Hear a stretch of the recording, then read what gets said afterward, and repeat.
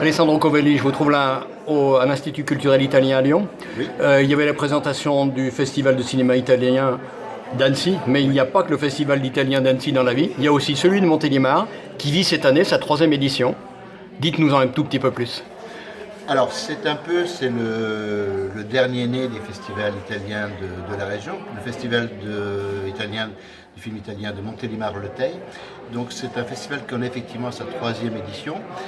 Il est né porté par quelques amoureux de cinéma qui se rendaient régulièrement à Annecy, c'était mon cas, ou à Bastia, c'était le cas d'un de nos adhérents, ou à Villerue, c'est le cas d'un autre de nos adhérents. Et cette rencontre a fait qu'on a eu envie de faire un festival de cinéma italien. Notre particularité, c'est que ce festival est porté par une association qui est une association de promotion de la culture italienne. Des amoureux de l'Italie. Des amoureux d'Italie. Mais aussi des Italiens comme vous, de la première ou de la 2e génération. Voilà. Relativement peu, ce sont surtout des amoureux d'Italie ou des gens qui aiment l'Italie pour des raisons diverses. Soit parce qu'ils y ont des racines, soit parce qu'ils y ont des attaches, soit parce qu'ils en sont tout simplement amoureux, soit parce qu'effectivement ils en viennent. Et donc ce festival est né il y a 3 ans, a connu un très vif succès la première année. La 2e année, une autre ville de l'autre côté du Rhône a demandé à le prendre. Donc c'est Montélimar-Le Teil, on est passé en Ardèche. On est passé en Ardèche et actuellement donc ce festival en est à sa 3e édition et connaît une progression relativement intéressante et rayonne très loin. Cette année vous visez les 5000 entrées je crois. À peu près, oui, je pense que c'est à peu près ce qu'on va avoir. On rayonne sur 2 départements. Mais il y a des gens qui viennent de très loin. Il y a des gens qui viennent de Marseille, par exemple. L'année dernière, on a eu des gens de Marseille. Il y a des gens qui viennent de Saint-Étienne, des gens qui viennent d'Avignon. Parce qu'on projette à peu près une 30aine de films italiens pendant une semaine.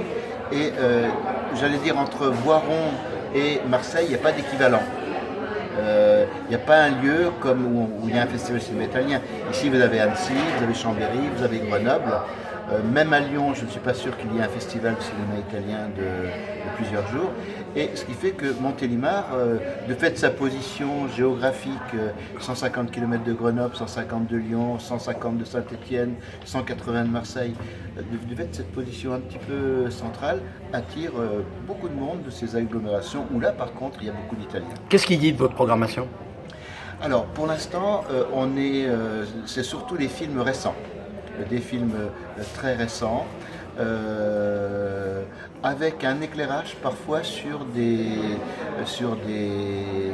points de l'Italie qui ne sont pas connus. Par exemple, cette année, peu en France ignorent savent qu'en Italie, il y a des communautés arberes, c'est-à-dire des communautés italo-albanaises, des gens qui sont arrivés là en 1450, après la chute de Constantinople.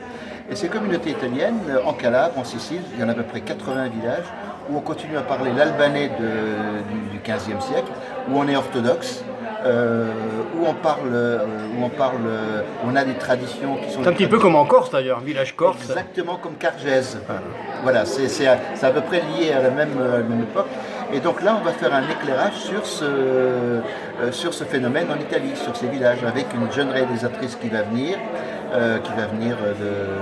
d'un village calabrais pour nous parler justement des Arbelèches, qui va venir d'ailleurs de Chambéry, puisqu'on essaye d'avoir des passerelles entre les différents festivals et avoir des synergies avec les différents festivals.